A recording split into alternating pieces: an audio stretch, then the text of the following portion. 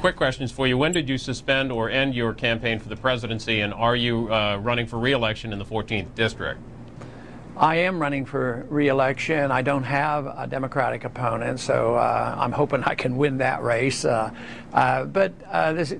official presidential campaign ended several months ago. It was after the last primary occurred, and we stayed in because our supporters were very energized and didn't want to give up, and we still don't want to give up.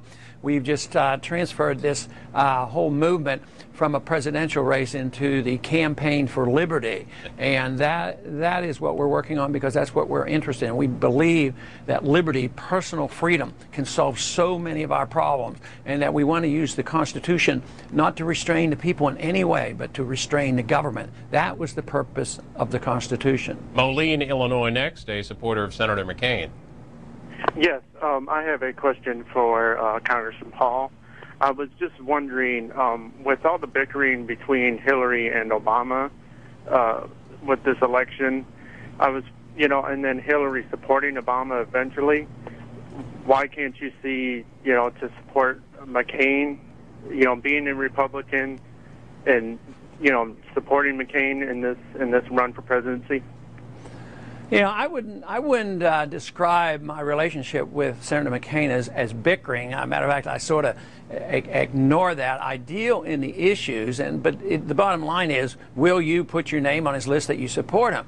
Well, it is so hard for me because I've dealt for all these years I've been in Congress. I first went to Congress in '76, only with the issues, the principle of the bill. Every single bill that I vote on, I vote only by the Constitution. So that has required me to vote by myself so many times, and my supporters like that. But for me to campaign hard and then lose, then all of a sudden say, oh, okay, I can support Senator McCain, but I don't know what we agree on. He says he's for less taxes now, but he always voted for more taxes. So how can I be happy about that? The foreign policy, he's a neoconservative. He follows this idea that we should be every place. We should expand our presence overseas, and here we're broke. And I say bring all our troops home. And that to me is a very, very important issue. In the old right, the conservative, the Robert Taft Republican position used to be against war. Now we as Republicans are for starting war. It used to be the Democrats that started the wars, like in Vietnam and Korea. Even George Bush ran in the year 2000 on a platform of no nation building, no policing the world, and staying out of the affairs of these nations. And that's how he won that election. So that's the type of Republican I am. So it would be a contradiction of everything I believe in if all of a sudden I say, oh, okay, I'll put my name down there and we'll have unity. I'm all for unity. But we have to have unity for something that is conservative, and we're convinced that freedom works better than big government and deficits. We go to Smyrna, Tennessee, a supporter of Senator Obama's. Good morning, sir. Good morning. Good morning. Mr. Paul, I've been on your website, and I noticed that you have a book list there of books that you would like folks to read. And I believe that the second book on your list is a book called The Creature from Jekyll Island. I have a website myself. It's lovegodisLove.org, and I've written a book that I co-wrote with God, and I say that God wants people to read the same book, The Creature from Jekyll Island.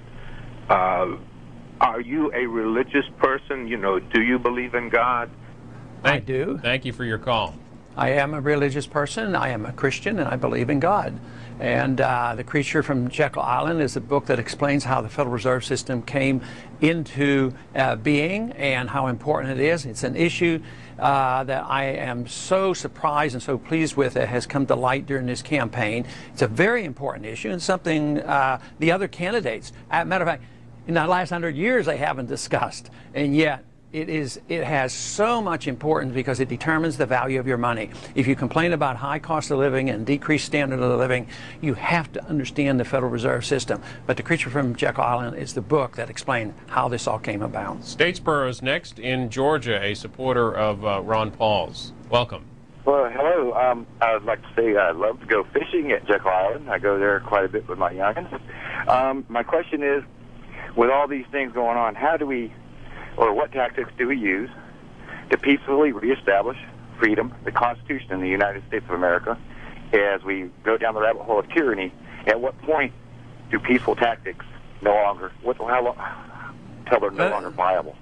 You know, that is a tough question, because it's something I think we'll all have to face, and that is who should and when should you practice civil disobedience? And some even say, will it ever lead to violence? You know, the founders said that you have the Second Amendment because the Second Amendment protects you against abuse of government. I don't think we're anywhere close to that, but we do need to protect the Second Amendment.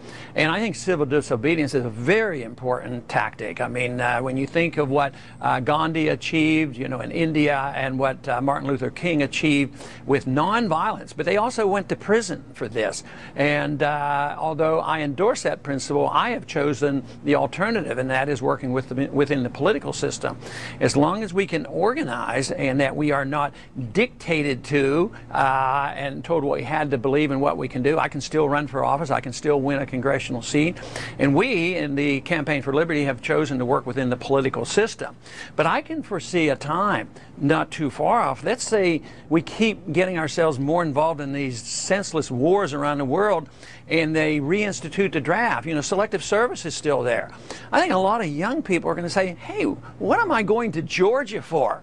They don't even know where Georgia is in this country. They think it's Atlanta, Georgia, you know. But they're going to send troops or something, maybe in a place around the world, and they're going to say, you know, maybe I ought to practice civil disobedience.